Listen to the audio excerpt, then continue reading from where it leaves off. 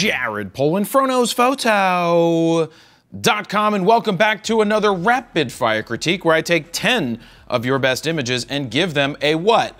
A critiquie critiquerson. This video is brought to you by my app called My Gear Vault. It's the best way to input, organize, and protect your gear. It's free for iOS and Android. Go try it, put all your gear in it so it's protected and you know what you have and what it's worth. Let's get to the critiquie critiquerson. Here we go. We've got rapid fire critique, 10 photos from Crystal McCord. Right off the bat, I love, excuse me, checking the mic. I love just how these first two images just show up on this screen together. If you'd like to submit your images for a critique, you can go to, what is it, bit.ly/FroCritiques, and you can submit your best 10 images right there if you'd like. So this was taken February 3rd, 2020. What do we have? Nikon D70-200 with a 11-16. That's a Tamron, I believe. F8. All right. The reason I look at the settings is I want to know what somebody shot with so I can gauge how I'm going to critique it. I know some people get upset that say you shouldn't critique it based off of the gear. The reason I do that is because I want to know, is somebody using the most basic of basic gear and doing a fantastic job with it, or the most expensive gear in the world and doing a really shitty job with it? Because if you're doing a really bad job with really expensive stuff, you probably need to go back to the fundamentals and the basics, you know, and not concentrate on thinking that the gear is going to make you better. That's what I have to say about that. Okay, first image. You know, I liked it kind of more when it was in the thumbnail stage. It's fine. Like, I love the leading lines. This leads you up and through, and you have nice symmetry. These lines look to be slightly off, so that may be nitpicking, but something that I would like to see a little straighter on. I'd be curious to see what a high contrast black and white looks like here if you don't lose out on whatever this, you know, the white paneling on the wall. It's good. I'm not sure what I could say to make it even, you know, to make it better, but it's pretty good. It's shapes and objects, and there's nothing wrong with taking pictures of shapes and objects because it's a good way to practice composition. So it's fine. It's not the greatest thing. I actually liked it, like I said, better when I was back in the album. I thought it looked really cool next to this blue wall. But the blue wall, I wonder if the blue wall is part of that building, because I mean, I like this much more. There's more going on in terms of the symmetry. The lines are straight. Do you see what I'm talking about? The lines are not straight here. Is that because we're shooting wider angle? Yeah, we're at 14. So if you're at 14 millimeters, you're not gonna get the lines super duper straight. It's gonna be much harder when you're shooting wider to get those lines. If I had to guess, this is zoomed in at like 85, 40. All right, well, it's over 35 and it's flat. D70, oh, and it's with a kit lens. Holy kit lens, Batman. Shows you once again, I don't care if you have a kit lens, you could still do some damage with a good kit lens. Which brings up the point that a lot of people with their Nikons, and I've said this before in some other videos, love their F-mount vintage AI lenses and get so upset that they can't attach it to their digital cameras and have all the functionality of their manual focusing lenses. Like, the modern lenses today, the Z lenses, even the kit F lenses, blow out of the water those older vintage things. You gotta let the past go. Don't hold Nikon's feet to the fire because they won't let you adapt your oldest lens from 60 years ago to the newest camera. Just stick with your old cameras if that's what you want to do, but stop complaining to Nikon about, I love this photo. I love this photo. I love this photo. The lines are straight, the symmetry, the colors. Obviously, it's a blue, the blue tones are nice. It works really well, so nice job on this one, major props. This is cool too because of the just lost in space part. 51.8, good little lens to pick up. Let's see, 1/4000th of a second at f4.5, 400 ISO. Probably no need to be at 400 ISO in this case, and I'll just say this and then I'll defend it or just explain something in a second. But yeah, you don't need to be at 100 ISO here. If we're playing the math game, we're at 1/4000th of a second at 400 ISO. We drop the ISO to 200, right?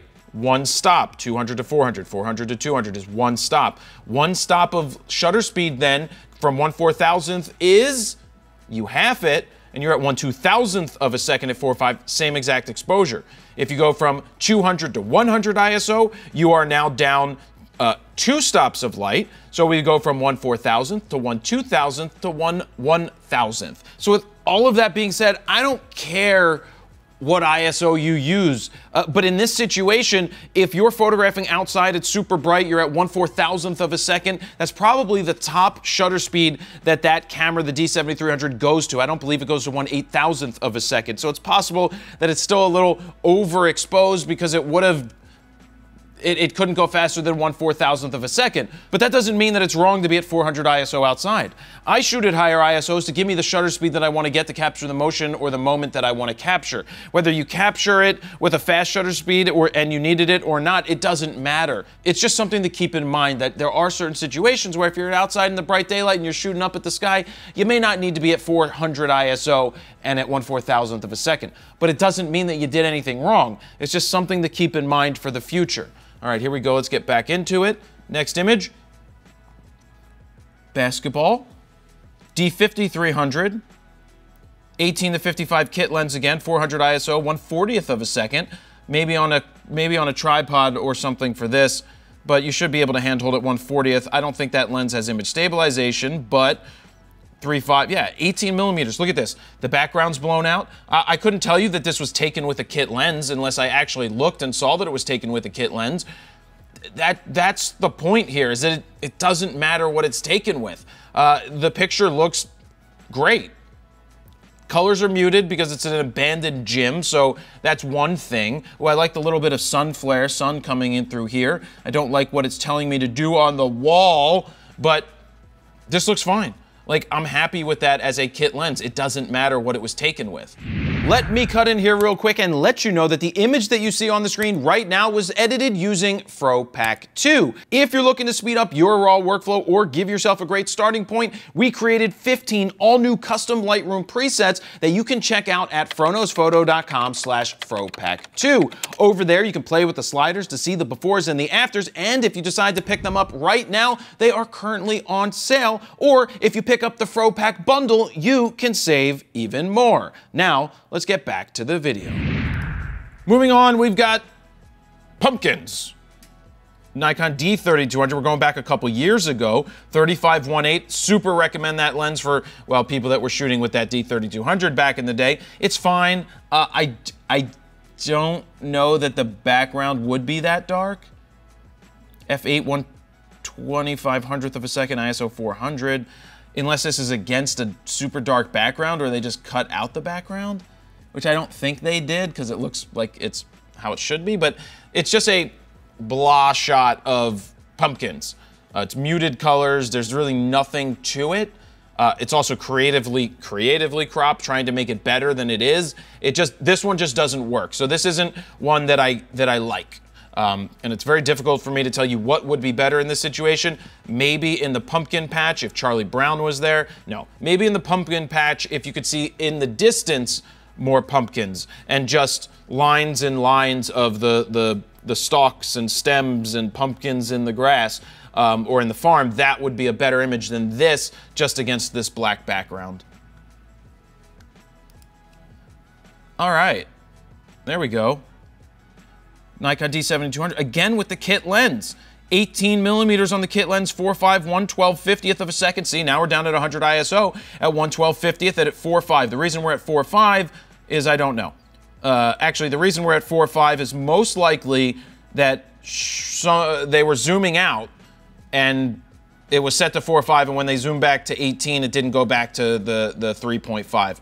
Not a deal breaker at all. I think the lines are almost perfect here. We may be slightly off somewhere, but this looks really good.